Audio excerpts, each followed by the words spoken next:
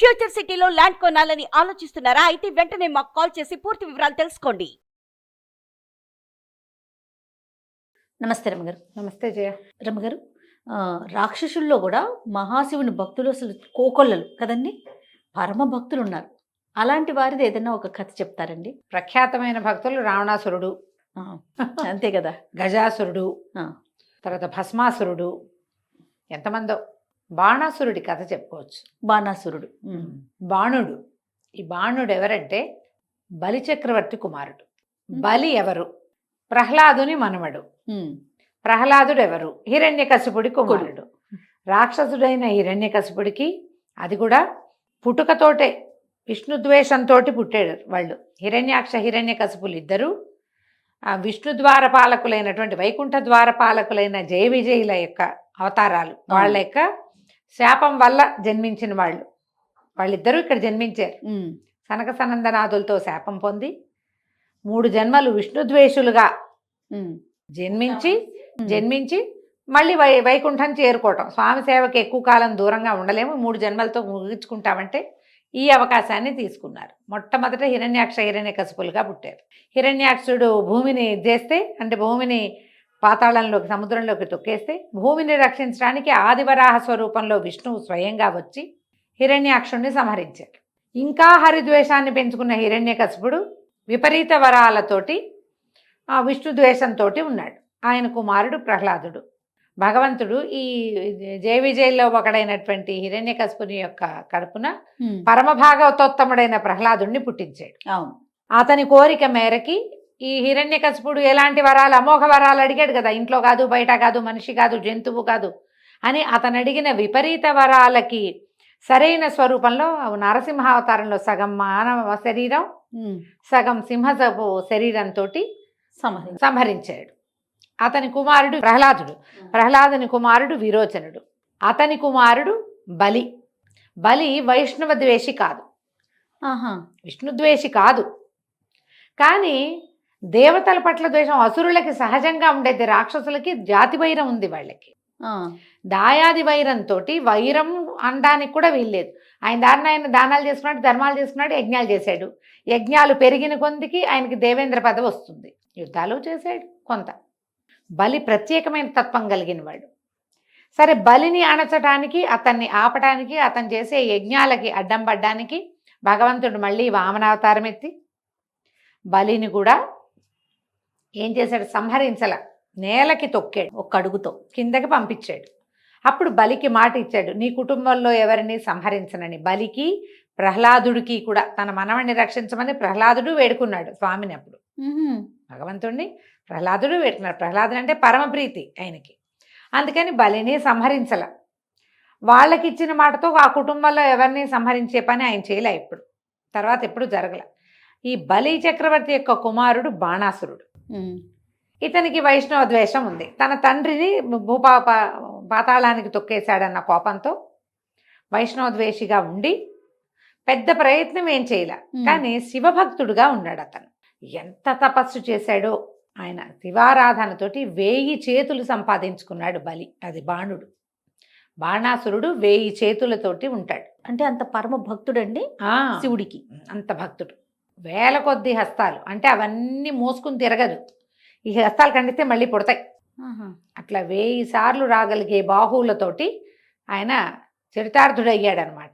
అయితే ఈ పరమేశ్వరుణ్ణి ప్రార్థనా క్రమంలో ఆయన్ని తను నివసిస్తున్నటువంటి పరమేశ్వరుడు భక్త సులభుడు. అడిగితే ఆత్మలింగం ఇచ్చేస్తాడు, అడిగితే వెళ్ళి పొట్టలో కూర్చుంటాడు. అలా చేశాడు. ఎన్నిసార్లు చేశాడు. ఈ బాణుడు ఏమడిగాడంటే, నా శోణపురానికి నువ్వు కాపలా ఉండమని అడిగాడు. తన నగరానికి కావలి కాయమని పరమేశ్వరుని ఒప్పించుకున్నాడు. ఆయన తన గణాలతో వచ్చి శోణపురానికి కాపలా కాశాడు. శివుడు అక్కడ ఉండేవాడు ఆయన. ఆ శోణపురం, ఆ నగరం పేరు శోణితపురం అంటారు. శోణపురం అంటే ఏమిటో దాని ప్రత్యేకత? అంటే తనని ఎవరు ఏం చేయకూడదు. ఇంకా ఈయన కాపలా ఉంటే ఎవరు రాలేరు. పరమేశ్వరుడి కాపలా ఉంటే తన జోలికి ఎవరు వస్తారు? అట్లా పెట్టుకున్నాడు. పెట్టుకుని రోజు స్వామిని ప్రతిరోజు దర్శనం చేసుకునేవాడు. ఆ బాహువుల తీట ఏమన్నాడు, ప్రభు ఇన్ని చేతులు సంపాదించాను నీ భక్తితోటి, నీ కృపతోటి నీ చేతులు సంపాదించాను. ఈ చేతుల తీట తీరేలాగా యుద్ధం చేసేందుకు ఎవరైనా కావాలి నాకని అడిగాడు. పరమేశ్వరుడి కోపం వచ్చింది. కోపం వచ్చి నీ ధ్వజం రాలి నేల పడిన రోజున నీ చేతుల తీట తీర్చేవాడు కనపడతాడు నీకు. వరగర్వంతో కదా మీకు ఈ మాటలు. ఈ బాహువులతోటి భగవంతుడిని నర్చించేందుకు వాడాలి వాటిని. ఆయన తాండవం చేస్తుంటే 1000 చేతులతోటి మృదంగం వాయించేవాట. నీకు చరితార్థముడు అయిపోయావు, చాలలేదు నీకు. నాకేంటో చేతులు చాలా గొప్పవి, నా బాహుబలము, ఈ బలాన్ని ప్రదర్శించడానికి ఒక వ్యక్తి కావాలని అడుగుతావు. పొగరు కాకపోతే ఏదైనా ఉందా ఇంకొకటి? నీ తీట తీరే రోజు వస్తుంది, నీ ధ్వజం రాలి నేల మీద పడుతుంది. అప్పుడు నీ చేతుల సంగతి చూసేవాడు వస్తాడు. ధ్వజం అంటే రమ్మగారు? ధ్వజం అంటే ఇది పతాకం, జెండా. వాకిట్లో ఇప్పుడు రాజ్యాలకి వాటికి ధ్వజం పెడతారుగా, అది రాలి పడిపోతుంది దాని అంతటా అదే. అది ఎప్పుడు పడిందో అప్పుడు ఉంది నీ సంగతి. హాయిగా ఉండేవాడు. ఈయనకి ఉషా కుమారిని అద్భుత సౌందర్య రాసేన ఒక కుమార్తె ఉంది. ఈ ఉష చక్కటి అందగతే వచ్చి శివపార్వతుల్ని సేవించేది. అయితే ఒకనాటి రాత్రి ఆమెకి కల్లో ఎవరో కనిపించారు. ఎంత అందగాడో!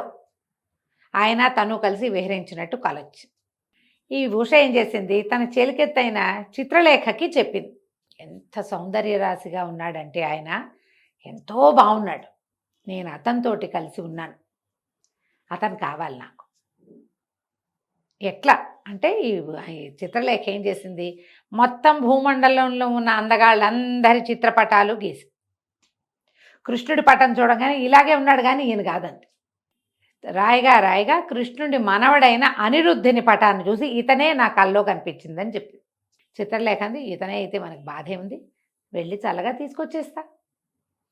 రాక్షసమాయతోటి చిత్రలేఖ వెళ్ళి అనిరుద్ధుడిని తీసుకొచ్చి ఉషాదేవి మందిరంలో ప్రవేశపెట్టేసింది. రాత్రికి రాత్రి అనిరుద్ధుడు మాయమైపోయాడు. అనిరుద్ధుడు ఎవరు? అనిరుద్ధుడు ప్రద్యుమ్నుని కుమారుడు.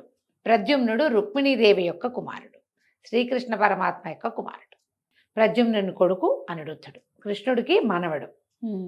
కుర్రాడు కనపడలేదు, అక్కడ ఉన్నాడు ఇక్కడ ఉన్నాడు అంటే రాత్రి లోపల పడుకున్నాడు, తెల్లవారేసరికి కనిపించలేదు. రాత్రికి రాత్రి మాయమయ్యాడంటే రాక్షస మాయ అయి ఉండొచ్చు అని వాళ్ళు అనుమానపడ్డారు. కుర్రాడి కోసం వెతుక్కుంటున్నారు, ఎక్కడికి వెళ్ళి ఉండొచ్చు, ఎలా వెళ్ళాడు, రథం మీద వెళ్ళాడంటే బయటకు వచ్చిన దాఖలాలు లేవు. లోపల ఉన్నవాడు అంతఃపురంలో ఉన్నవాడు అంతఃపురంలో నుంచి మాయమైపోయాడు. ఈ ఉషాకన్య దగ్గరికి చేరిన అనిరుద్ధుడు ఆమెను వలిచాడు. ఆమెతో హాయిగా సంతోషంగా హ్యాపీగా ఉన్నాడు. రోజులు గడిచినాయి. మరి ఒక ఆడపిల్ల మగపిల్లవాడు ఉంటే క్రమంగా దౌహృద లక్షణాలు వచ్చేస్తాయి అమ్మాయిలకి, సహజం కదా. ఈ లోపల ఎక్కడ ఉన్నాడు అనిరుద్ధుడు అనేది వీళ్ళంతా ప్రయత్నం చేసుకుని చివరికి ఇక్కడ ఉన్నాడని తెలుసుకున్నారు నారదుడి ద్వారా. తమ పిల్లవాడి కోసం వచ్చారు. ఈ లోపల ఏమైంది, బాణాసురుడికి తెలిసిపోయింది తన నగరంలో అంతఃపురంలో ఉషతో పాటు ఒక కుర్రాడు ఉన్నాడు. అతను ఎవడు? కృష్ణుని మనవడైన అనిరుద్ధుడు. అనిరుద్ధుడిని బందిఖానాలో పెట్టారు. వాళ్ళు వచ్చారు యుద్ధానికి. మా కుర్రాన్ని మాకు అప్పచెప్పు. టట్ట వల్ల కాదన్నాడు వీడు. అనగానే యుద్ధం స్టార్ట్. ఇప్పుడు ఇక్కడ కాపలా ఉన్నది ఎవరు? శివగణం ఆయన ఉన్నారా? మరి ఇక్కడికి ఎవరైనా యుద్ధానికి వస్తే ఎవరు యుద్ధం చేస్తారు? ఆయనే కదా. కదా. ఇక శివుడు ఆయన నందినెక్కి మహావృషభాన్నెక్కి ఆయన గణాలని ఎంతమంది ఉన్నారు? నంది, భృంగి, శృంగి, రిటి, వీళ్ళు కాకుండా కార్తికేయుడు ఆయన ఉన్నాడు మయూరధ్వజంతో, మయూరం మీద ఎక్కి. అక్కడ ఉన్న గుంపంతా యుద్ధం చేస్తారా? అందరూ యాదవులు, కృష్ణుడు పరమాత్మతో వచ్చినటువంటి వాళ్ళు, ఆయన కుమారులు ప్రద్యుమ్నుడు, సాంబుడు, సాత్యకి తమ్ముడు, సమస్తమైన వాళ్ళు యుద్ధం చేశారు. వాళ్ళు వేరే లెవెల్లో యుద్ధం చేసుకున్నారు బ్రహ్మాండంగా. ఈ యుద్ధంలో ఎప్పుడైతే ఈ ప్రద్యుమ్నుడు ఈ అనిరుద్ధుడు వీళ్ళ దగ్గరికి చేరాడో, అనిరుద్ధుడిని బందిఖానాలో పెట్టిన రోజునే ధ్వజం విరిగి పడింది. ఇక కావలసిన వాడు రానే వస్తున్నాడని తెలుసుకున్నాడు. అది ఇప్పుడు వీళ్ళల్లో తనతో యుద్ధం చేసి తన చేతుల తీట తీర్చేది ఎవరా అనుకున్నాడు. ఈయనయ్యాడు. అయితే కృష్ణుడు పరమేశ్వరుడు ఇద్దరు యుద్ధానికి పూనుకున్నారు. మరి అక్కడ జరుగుతోంది అది. ఆయన కాపలా ఉన్నాడు, ఇక తప్పదు. యుద్ధం చేయక ఆయన పరమేశ్వరుడికి తప్పదు. ఆయన బాణాలు ఆయన వేశాడు, ఈయన బాణాలు ఈయన వేశాడు. పరమేశ్వరుడు పాశుపతాస్త్రం వేసి కృష్ణుడు నారాయణాస్త్రం వేశాడు. అయితే ఏమైందట, శైవ జ్వరం అని ఒక జ్వరం, శైవ జ్వరాన్ని ప్రయోగించారు శివుడు. వాళ్ళు వచ్చి కృష్ణుడి మీద పడితే ఆయన వైష్ణవ జ్వరాన్ని పంపించాడు. పంపిస్తే కృష్ణుడు శివుడు ఇద్దరు ఎవరి దారిన వాళ్ళే ఉన్నారు. ఆ జ్వరము ఈ జ్వరము కొట్టుకుని శైవ జ్వరాన్ని వైష్ణవ జ్వరం అణిచేసింది. ఆ యుద్ధంలో అలా జరిగింది. జరిగేసరికల్లా ఏమైంది, ఇప్పుడు పరమేశ్వరుడు దిగుతాడు, ఇప్పుడు డైరెక్ట్ యుద్ధం మళ్ళీ వస్తుంది. అప్పుడు జృంభనాస్త్రం అని ఒక అస్త్రం ఆవలింతలు తెప్పిస్తుంది, నిద్ర ఒక రకమైన పరవశం కలుగుతుంది, కునుకొస్తుంది అనమాట. ఆ అస్త్రాన్ని ప్రయోగించాడు కృష్ణుడు. పరమేశ్వరుడు తాత్కాలికంగా నిద్రలోకి వెళ్ళిపోయాడు. పరమేశ్వరుడు పడుకుంటే ఇంకేముంది, ఎవరి దారిని వాళ్ళు వెళ్ళిపోయారు, చిన్న వాళ్ళంతా వెళ్ళిపోయారు ఈ యాదవుల దాడికి తట్టుకోలేక.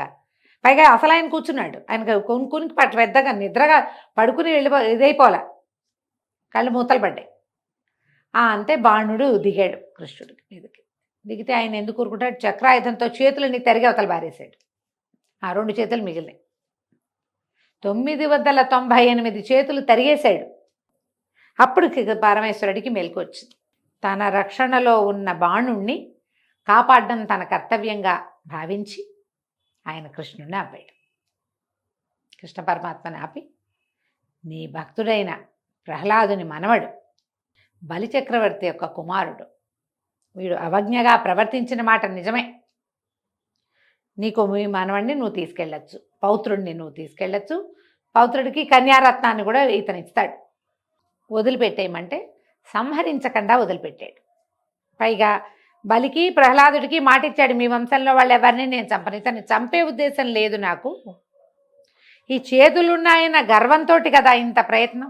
ఆ తర్వాత ఏం చేశారు, యాదవులు అందరూ కూర్చుని ఉషాకన్యకి అనిరుద్ధుడికి వివాహం జరిపించి ఆ అమ్మాయిని తమతో పాటు తీసుకెళ్ళారు. బాణాసురుడు తగ్గిపోయాడు. 1000 చేతులు సంపాదించుకున్న మహాభక్తుడు చివరికి కొన్ని కథల్లో 4 అని కూడా చెప్తారు. మహాభారతంలోనూ కనపడుతుంది, భాగవతంలో కూడా కనిపిస్తుంది కథ, అక్కడ కూడా కనిపిస్తుంది. ఈ ఉషా అనిరుద్ధుల వివాహ గాథ చాలా విశేషంగా ఉంటుంది. ఉషా పరిణయం అనే పేరుతోటి నాటకంగా కూడా దీన్ని చాలా చోట్ల ప్రదర్శించబడుతుంది. అవునండి, ఉషా పరిణయం మహా బాగుంటుంది. ఈ ఉషా పరిణయంలో ఏంటి, పరమేశ్వరుడు వాకిట్లో ఉండటం, అది విశేషం. అదే కదా, ఇలా చేసినటువంటి రాక్షసుడు ఇంకొకడు లేడు, ఇంకొకళ్ళు ఎవరు లేరు, బాణాసురుడే. మన అన్నమాచార్య కీర్తనలో రాస్తారు అన్నమాచార్యులు వారు, చెండిన బాణుని చేతులతో నీ ప్రతాపము ప్రపంచమంతా నిండిపోయింది తండ్రి, బాణుడు 998 చేతులు తెగనరికి పారేశాడు ఆయన, ఎవరు చేయలేకపోయారు, అంతా ఆయన వల్లే అయింది. కృష్ణ పరమాత్మ విష్ణువు మీదే కదా పాటలు, అన్నమాచార్య కీర్తనలని బాగుంటుంది. నిండెను జగములు నీ ప్రతాపము చెండిన బాణుని చేతులతో, బాణాసురుడి చేతులు అట్లా తెగ్గొట్టాడనమాట, అంత శౌర్యము పరాక్రమము చూపించాడు ఆ సమయంలో ఆయన. ఈ బాణాసురుడి కథ కూడా మనకి విచిత్రంగా కనపడుతుంది. నీ చూడు, భగవంతుడు నీకు ఒక అవకాశం ఇస్తే లాగేసుకోవాలని చూస్తారు.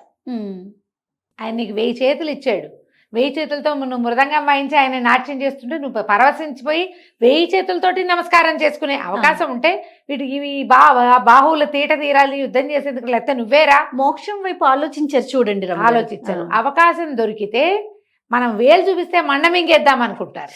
కరెక్ట్ చెప్పారు, అంతే కదా, అదే కదా జరిగింది. అంతే తప్ప ఇక ఎప్పటికీ నీ సాయుధ్యం కావాలి, సాయుధ్య ముక్తివు, నేను నీతోటే ఉండాలని కోరుకోవట్ల. అదే కదా రాక్షస గణం, అదే రాక్షస గుణమే, అలాంటి గుణమే అంతా. కార్తీక మాసంలో ఈ కథ కూడా చెప్పుకున్నాం మనం. తప్పకుండా రమ్మగారు. నమస్తే. నమస్తే జయ.